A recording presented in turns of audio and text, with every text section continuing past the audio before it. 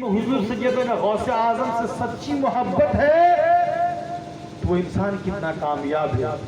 हुजूर सैयदना गौसे आजम की बारगाह में उनके मोहल्ले के रहने वाले एक शख्स आए। बड़ी कीमती बात बता रहा हूँ समरुद्दीन भाई, बड़ी कीमती बात। और आ करके हुजूर सैयदना गौसे आजम की बारगाह में क्या कहा, क्योंकि उनका नाम था अब्दुल्ला। उनके घर में एक 18 साल की जवान लड़की थी। ध्यान दीजिएगा मिन्नत क्या चीज है। 18 साल की जवान लड़की थी। कितनी उम्र की थी? 18 साल की। 18 साल की थी। उन जमानों में ढलाई का मकान नहीं हुआ करता था, कोठे का लकड़ी का मिट्टी का मकान हुआ करता था। वो लड़की शाम को गई कोठे पे लकड़ी उतारने के लिए, घर के मकान में। शमीम भाई जरा सा सुनिए, सवाब की नियत से सुनिए, है ना। वो लड़की कहाँ गई? मकान पे लकड़ी उतारने के लिए। और जब वहां पे गई वो लड़की, फिर दोबारा वहां से उतरी नहीं। शाम को गई तो दोबारा वो नहीं वहां पे उतरी, वहां से नहीं उतरी वो। इमाम साहब और एक बात बता रहा हूँ, वहां से नहीं उतरी। अब जाहिर सी बात है कि किसी की जवान बच्ची घर के मकान पे चढ़ जाए और वापस वहां से नहीं हो तो तकलीफ होगी कि होगी? होगी कि नहीं होगी? दिमाग में टेंशन होगा कि नहीं होगा? वो तो सोचेगा कि हमने मेरे साथ कितना बड़ा जुल्म हो गया। ये बात हलक से निकलेगी, फलक को पहुंचेगी और रिश्ता ना दोबार हो जाएगा। रिश्ता फिर नहीं आ सकता है। बेटी का मामला है, वो अब्दुल्ला ने ये सोचा कि अगर मैं इसको कहूँगा तो बात बहुत दूर तक निकल जाएगी, फिर शादी ब्याह हम नहीं कर सकते हैं। लिहाजा किसी को ना बता करके हम बड़े पीर की बारगाह में क्यों न चले जाए, जाकर उन्हीं को बता दें कि मेरे साथ ये मामला हुआ था। अगर बात समझ में आ रही तो जरा कह दीजिए सुभान अल्लाह। वो शख्स हजरत अब्दुल्ला कहाँ गए? हजरत बड़े पीर की बारगाह में, यानी हुजूर सैयदना गौसे आजम की बारगाह में गए। अदब से गए, सलाम अर्ज किया, कहा हुजूर मेरे साथ बहुत बड़ा मामला हो गया। क्या हो गया? कहा कि मेरे घर में कोठे का मकान है, लकड़ी का मकान है, मेरी बच्ची की उम्र 18 साल है। शाम को लकड़ी उतारने के लिए से कोठे पे गई, लकड़ी भी नहीं लाई और कोठे से उतरी भी नहीं। मेरी बच्ची कहाँ चली गई? अगर मैं इसको उसको कह दूंगा बात हलक से निकलेगी, फलक को पहुंचेगी, रिश्ता आना दोबार हो जाएगा। या बड़े पीर मेरी बेटी कहाँ गई? हुजूर सैयदना गौसे आजम कहते कि तुम्हारी बेटी चीन के जंगल में है, फला जिन्न उठा करके ले गया। ध्यान दीजिएगा, क्योंकि जिस नाम का लंगर बना है मैं इसलिए उस पर रोशनी डाल दे रहा हूँ ताकि उनका सदका हम सबको मिल जाए, हम सबको मिल जाए। साबिर भाई खाना खा ले तो थोड़ी देर बैठिए।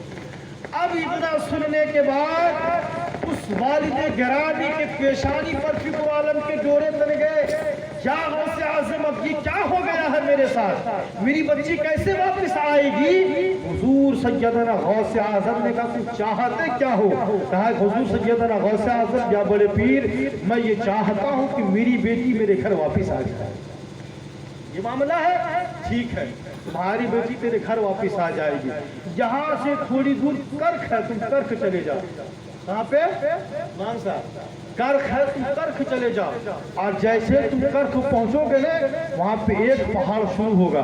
जैसे ही पहला पहाड़ खत्म नहीं होगा कि दूसरा शुरू हो जाएगा, जैसे ही दूसरा खत्म होगा कि तीसरा शुरू हो जाएगा, जैसे ही तीसरा खत्म होगा तो चौथा शुरू हो जाएगा, और जैसे ही चौथा खत्म होगा तो पांचवा शुरू हो जाएगा। और जैसे ही पांचवा पहाड़ आएगा ना तो वहीं पर रुक जाना, एक दायरा खींचना, एक दायरा खींचना। रजा कमाली, एक दायरा खींचना, एक दायरा खींचना। और ये दायरा खींचना इस नियत से, और ये बोल करके तुम दायरा खींचना, दायरा ये खींचना कि बिस्मिल्लाहि अला नियति अब्दुल कादिर। सुभान अल्लाह। क्या दायरा खींचना है? बिस्मिल्लाहि अला नियति अब्दुल कादिर। दायरा खींचने के बाद तुम उस दायरे के अंदर बैठ जाना। जब रात का पिछला पहर खत्म होगा तो जिन्नातों का आना जाना शुरू हो जाएगा। काफला तर काफला जिन्नात आएंगे, काफला तर काफला जिन्नात आएंगे। सब लोग आएंगे, आते रहेंगे, जाते रहेंगे, तुम किसी को कुछ मत बोलना, ना तुमसे कुछ बोलेगा ना तुम किसी से कुछ बोलना। आखिर रात में, रात के आखिर हिस्से में जिन्नातों का बादशाह आएगा और आने के बाद तुमसे पूछेगा तो तुम मेरे बारे में बता देना। सुभान अल्लाह। क्या कहा? वो आदमी, वो शख्स अब्दुल्ला जो थे, वो क्या किया?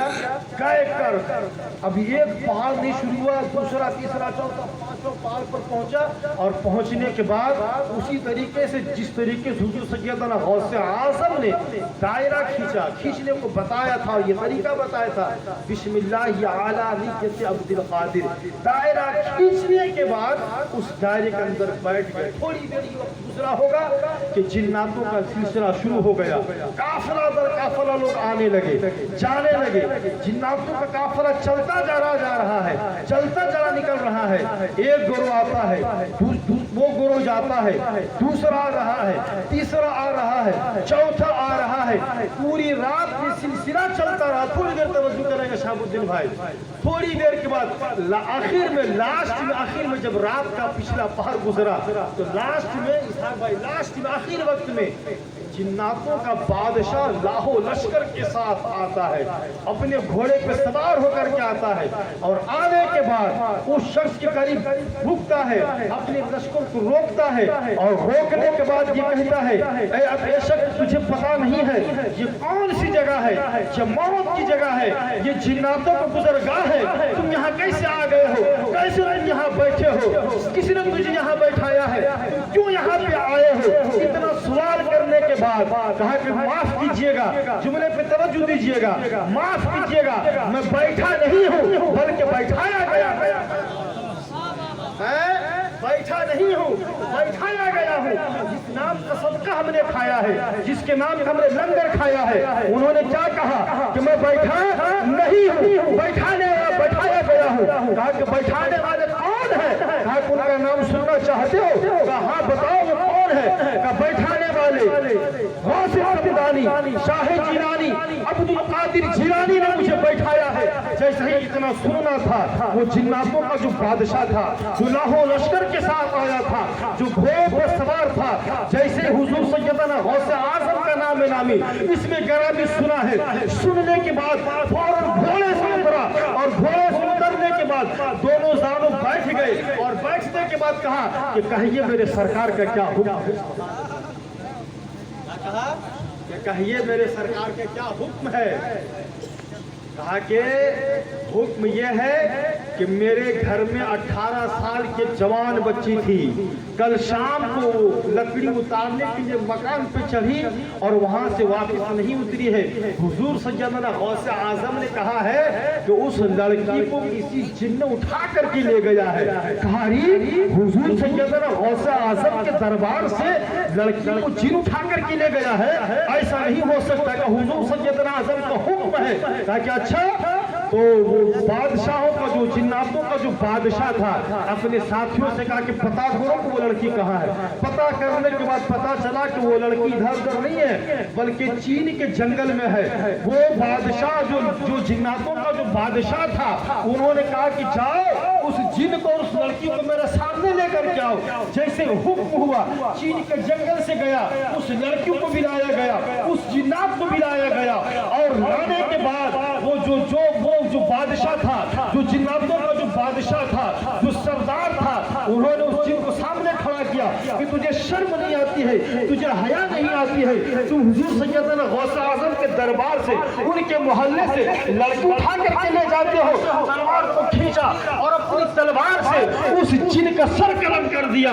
इतना करने के बाद वो हजरत अब्दुल्ला जो दायरे में बैठा हुआ था रह गया और उसने खड़े होकर के जिन्नातों के बादशाह से पूछा कि जरा मुझे ये तो बताइए, क्या आप लोग हुजूर सैयदना गौसे आज़म को चाहते हैं? क्या आप भी उनको मानते हैं? क्या भी आपको उनसे मोहब्बत है? कहा कि तुम मानने की बात करते हो, तुम चाहने की बात करते हो। सुनो, जिस तरीके से दुनिया में इंसान उनकी पनाह में है, हम जिन भी उनकी पनाह में है। अगर हुजूर सैयदना गौसे आज़म दुनिया के दूसरे किनारे पर हो और मैं दूसरे किनारे पर हूँ, अगर वो वहां से निगाहें जलाल उठा दे तो वही तरह करके मेरी बदन में आग लग जाए, मैं चल करके राख हो जाऊंगा।